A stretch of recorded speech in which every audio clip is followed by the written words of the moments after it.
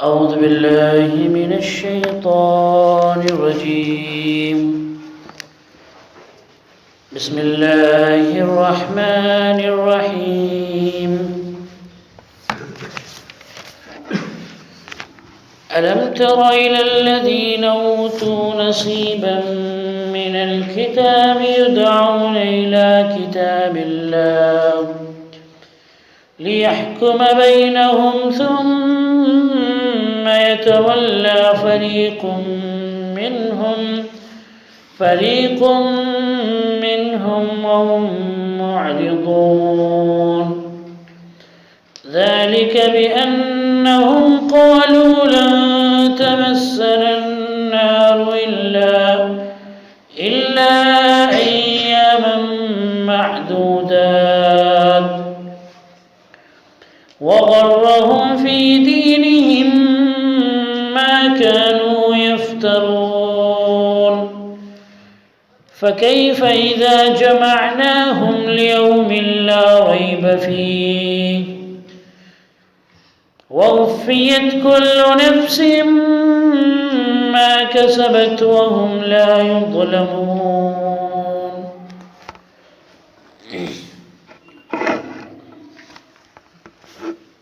اللہ تعالیٰ نے پچھلی آیتوں میں یہ بیان فرمایا تھا کہ جو لوگ اللہ کی آیتوں کا انکار کرتے ہیں اور نبیوں کو نعوذ باللہ قتل کرتے ہیں، نبیوں کی ہتیا کرتے ہیں،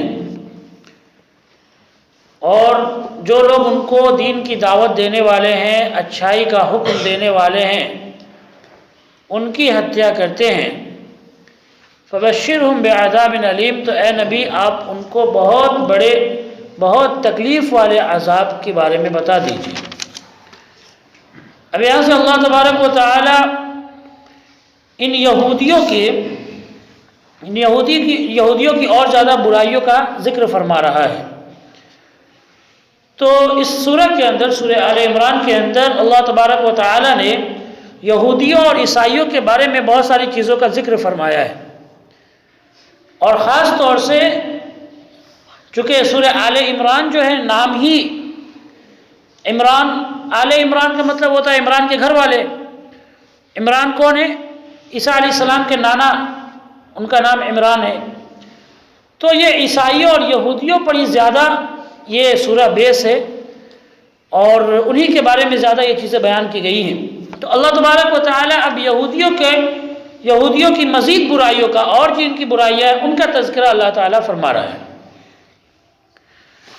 اللہ تعالیٰ نے فرمایا الم تر الی الذین اوتوا نصیبا من الکتاب، اے نبی کیا آپ نے ان کو نہیں دیکھا جن کو کتاب کا یا کتاب کے علم کا ایک حصہ دیا گیا تھا؟ یدعون الی کتاب اللہ، کہ جب ان کو اللہ کے کتاب کی طرف بلایا جاتا ہے، لیحکم بینہم، تاکہ ان کے درمیان آپس میں وہ فیصلہ کرے، ثم یتولی فریق منہم، تو ان میں سے ایک جماعت پیٹ پھیر کر بھاگ جاتی ہے، وہم معرضون، اور وہ لوگ اس سے اعراض کرنے لگتے ہیں، اس سے کترانے لگتے ہیں۔ تو اللہ تبارک و تعالی نے اس آیت میں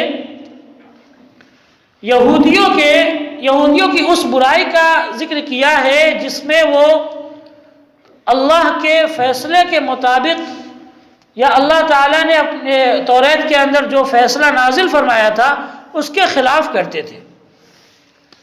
اور یہ حدیث بخاری شریف کے اندر موجود ہے، حضرت عبداللہ ابن عمر رضی اللہ تعالیٰ عنہ کی روایت ہے کہ اللہ کے رسول صلی اللہ علیہ وسلم کے پاس یہودی ایک لڑکے اور ایک لڑکی کو پکڑ کر لائے، ان دونوں نے زنا کیا تھا۔ تو اللہ کے رسول صلی اللہ علیہ وسلم نے پوچھا کہ تمہاری کتابوں کے اندر اس کی سزا کیا ہے؟ تو انہوں نے کہا کہ ہماری کتابوں کے اندر سزا تو یہ ہے کہ ہم زنا کرنے والے مرد اور عورت کے چہرے کو کالک پوت دیتے ہیں، ان کی چہرے پر سیاہی لگا دیتے ہیں، اور ان کو پھر ہم گدھے پر بیٹھا کر اس طرح سے شہروں کے اندر گھماتے ہیں تاکہ پہچان ہو سکے کہ اس نے کیا کیا ہے، زنا کیا ہے۔ یہ ان کے ہاں سزا، انہوں نے کہا، یہودیوں نے کہا کہ ہمارے یہاں یہ سزا ہے۔ تو ایک صحابی حضرت عبداللہ بن سلام رضی اللہ تعالیٰ عنہ، یہ یہودی تھے لیکن مسلمان ہو گئے تھے، اسلام لا چکے تھے. تو انہوں نے کہا کہ تم لوگ جھوٹ بول رہے ہو، تم کتاب لے کر آؤ، توریت لے کر آؤ اور مجھے دکھاؤ اور بتاؤ کیا واقعی میں صرف یہی سزا تمہارے یہاں ہے؟ تو جب توریت کو لایا گیا تو ان کا جو عالم تھا، تو وہ علماء توریت کو پڑھتے تھے. دیکھیں آپ کس طرح سے وہ آیتوں کو چھپاتے تھے. توریت کو پڑھ رہے تھے، زنا کے بارے میں، زنا کی جو سزا تھی اس کو پڑھ رہے تھے. تو جیسے اس کو پڑھتے پڑھتے آتے اس جگہ پر آتے جہاں پر یہ لکھا ہوا ہے کہ زنا کرنے والے مرد کو اور عورت کو اگر وہ شادی شدہ ہے تو پتھروں سے مار کر ان کو ختم کرنا ہے، سنگسار کرنا ہے، پتھروں سے مار کر ان کو ختم کر دینا ہے. تو اس آیت کو جیسے وہ پہنچتے تھے وہ اپنی انگلی سے اس آیت کو دبا دیتے تھے اور آگے پیچھے والے کی آیت کو پڑھ لینے لگتے تھے. یہ یہودی کے علماء اس طرح سے کرتے تھے. تو حضرت عبداللہ بن سلام رضی اللہ تعالیٰ عنہ نے دیکھا، انہوں نے کہا کہ جہاں پہ تمہاری انگلی رکھی ہے اس انگلی کو ہٹا کر وہاں پر دیکھو، پڑھو کیا لکھا ہے. تو جب اس انگلی کو ہٹایا وہاں پر تو وہاں پر لکھا تھا کہ جو زنا کرنے والے مرد اور عورت ہے ان کو پتھر سے مار کر ہلاک کیا جائے گا، ختم کیا جائے گا ان کو. تو یہودی جو تھے یہ اس طرح سے اللہ کی آیتوں کو چھپاتے تھے اور اللہ کے حکم سے اس طرح سے کتراتے تھے. اللہ کے فیصلے کے مطابق فیصلہ نہیں کرتے تھے. جو اللہ نے فیصلہ نازل کیا ہے توریت کے اندر اس کو یہ بدل دیتے تھے یا پھر چھپاتے تھے. اور ہمارے اس دور کے اندر بھی ایسا بہت ساری جگہوں پر ہوتا ہے کہ اللہ کی کتاب کے اندر اور اللہ کے رسول صلی اللہ علیہ وسلم کی حدیثوں کے اندر جو حکم ہے اس اصل حکم کو لوگ چھپاتے ہیں. اللہ کے رسول صلی اللہ علیہ وسلم نے جو بات بتائی، جو طریقہ بتایا، اس طریقے کو چھپایا جاتا ہے اور اس کی جگہ پر دوسری کتابیں ڈال دی جاتی ہے، وہ لوگوں کو بتایا جاتا ہے. جیسا کہ یہودی کیا کرتے تھے، ان کے علماء یہ کام کیا کرتے تھے. اور ہمارے دور کے اندر بھی نعوذ باللہ ہمارے اس امت کے اندر بھی علماء ہی یہ کام کر رہے ہیں کہ وہ حق کو چھپاتے ہیں. قرآن اور حدیث کے اندر جو حق بات آئی ہے اس کو بتاتے نہیں ہے. اور اگر کوئی پڑھا لکھا آدمی ہو تو اس کے سامنے وہ انگلی بھی رکھ دیں، ایسا بھی کر سکتے ہیں. لیکن یہاں تو ہمارے یہاں مسلمانوں میں خاص طور سے ہمارے ملک میں تو 90% مسلمان جو ان پڑھ ہے، جاہل ہیں، انہیں تو قرآن حدیث پڑھنا نہیں آتا. تو یہ علماء سے پوچھتے ہیں. اب یہ علماء قرآن اور حدیث سے نہیں بتاتے، قرآن حدیث کی بات کو چھپاتے ہیں. تو ایسے لوگوں کے بارے میں بہت سخت عذاب ہے.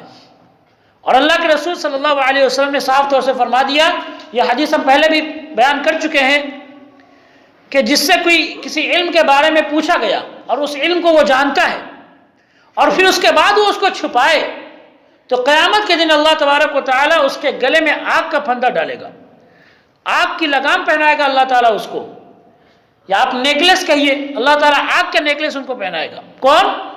جو قرآن کی کسی آیت کو یا پھر دین کی کسی بات کو جانتے ہوئے چھپاتے ہیں، حق بات کو جانتے ہوئے چھپاتے ہیں. کس لیے؟ یہ یہودی کے علماء کس لیے کرتے تھے؟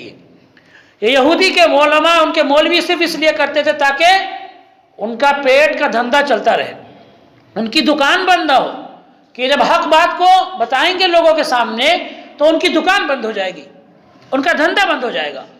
تو اس وجہ سے یہ یہودی کیا کرتے تھے؟ حق بات کو چھپاتے تھے اور اس کی جگہ پر باطل کو پھیلاتے تھے اور اس کی جگہ پر وہ غلط باتیں پھیلاتے تھے. تو اللہ تبارک و تعالی نے ان کے بارے میں بیان فرمایا.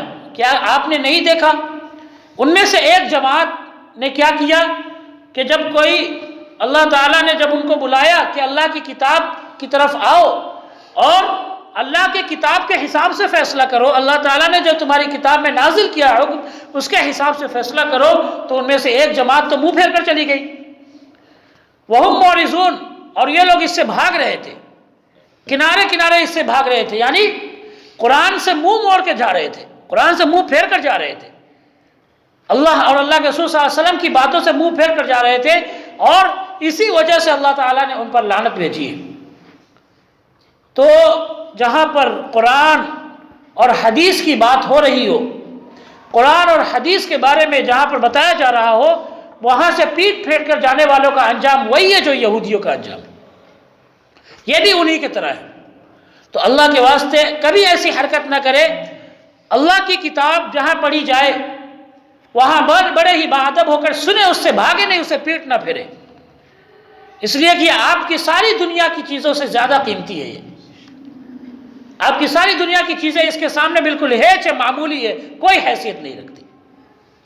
اللہ تبارک و تعالیٰ نے یہودیوں پر لعنت بھی اسی لیے فرمائی کہ ان کو جب بلایا جاتا ہے اللہ کی کتاب سے فیصلہ کرنے کے لیے تو کیا کرتے ہیں؟ یہ کنارے ہو جاتے ہیں، یہ بھاگتے ہیں پیچھے۔ ذَلِكَ بِأَنَّهُمْ قَالُوا لَن تَمَسَّنَا النَّارُ إِلَّا أَيَّامًا مَّعْدُودَةً۔ کیوں؟ آپ اس چیز کو یہودیوں کے بارے میں سنیے قرآن کی آیت کو، اور ہمارے زمانے سے ملاتے چلیے کہ کیا ہمارے زمانے میں بھی ایسی سوچ ہے؟ یہ کیا کہتے ہیں؟ بِأَنَّهُمْ قَالُوا، انہوں نے یہ کہہ رکھا ہے لَن تَمَسَّنَا النَّارُ إِلَّا أَيَّامًا مَّعْدُودَةً کہ ہمیں تو بہت کچھ دنوں کے لیے ہمارے آگ چھوئے گی، بس ہمیں تو جہنم کی آگ بہت چند دنوں کے لیے، معمولی کم دنوں کے لیے جہنم کی آگ ہم کو لگے گی۔ تو انہوں نے اپنے آپ کو کیا سمجھ رکھا ہے؟ اپنے بارے میں یہ فیصلہ خود ہی کر کے بیٹھے ہوئے ہیں کہ ہمارے اوپر اللہ کی عذاب نہیں لگنے والی، ہم اللہ کے بڑے چہیتے ہیں، اللہ کے نبیوں کے ہم بڑے چہیتے ہیں، یہ کہتے ہیں، اور یہ کہتے ہیں کہ نبی کی سفارش تو ہمارے لیے ہے۔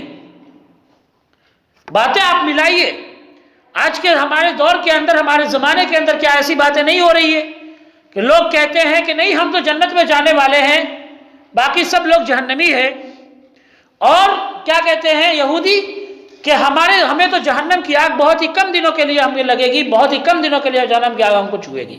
اور وہ اندازہ کس طرح سے لگاتے تھے؟ وہ کہتے تھے کہ اللہ تعالیٰ نے دنیا کو 7000 سال کا بنایا ہے، اور ہر 1000 سال کے بدلے میں ایک دن اللہ تعالیٰ ہمیں جہنم میں رکھے گا، اور اس طرح سے ہم 7 دن جہنم میں رہیں گے، باقی ہمیشہ کے لیے جنت میں جائیں گے۔ تو یہ اپنی طرف سے انہوں نے باتیں بنا رکھی تھی، اپنی طرف سے باتیں بنا رکھی تھی۔ تو پہلی ان کی غلطی اللہ تعالیٰ نے کیا بیان کیا؟ یہ تو نبیوں کو نعوذ باللہ ناحق قتل کرتے ہیں، کوئی نبی کے علاوہ کوئی عالم آتا ہے اچھی بات بتانے تو اس کو بھی یہ نعوذ باللہ ناحق قتل کرتے ہیں۔ پھر اس کے بعد میں اللہ کے فیصلے کے مطابق فیصلہ نہیں کرتے، اپنی طرف سے انہوں نے فیصلہ بنا رکھا ہے، اس کے حساب سے یہ فیصلہ کرتے ہیں۔ اور چوتھی چیز کیا فرمائی؟ ان کی یہ بھی برائی ہے کہ یہ کہتے ہیں کہ ہمیں جہنم کی آگ بہت کم دنوں کے لیے لگے گی، جہنم کی آگ ہمارے لیے بنائی نہیں گئی ہے، یہ اللہ کے بڑے پیارے ہیں، اللہ کے بڑے لاڈلے ہیں، یہ کہتے ہیں۔ اور پھر جو مومن ہوتا ہے، جو ایمان والا ہوتا ہے، اس کے بارے میں اللہ تعالیٰ نے کیا فرمایا؟ اللہ کا فیصلہ ہے تو ایمان والے کی جو بول ہوتی ہے وہ کیا ہوتی ہے؟ اللہ نے فرمایا انما کان قول المؤمنین اذا دعوا الی اللہ ورسولہ لیحکم بینہم ان یقولوا سمعنا واطعنا، کہ یہ تو یہودی ہے جن کو اللہ کی کتاب کی طرف بلایا جاتا ہے فیصلہ کرنے کے لیے، تو یہ چھپاتے ہیں اللہ کی آیتوں کو، منہ پھیر کر چلے جاتے ہیں۔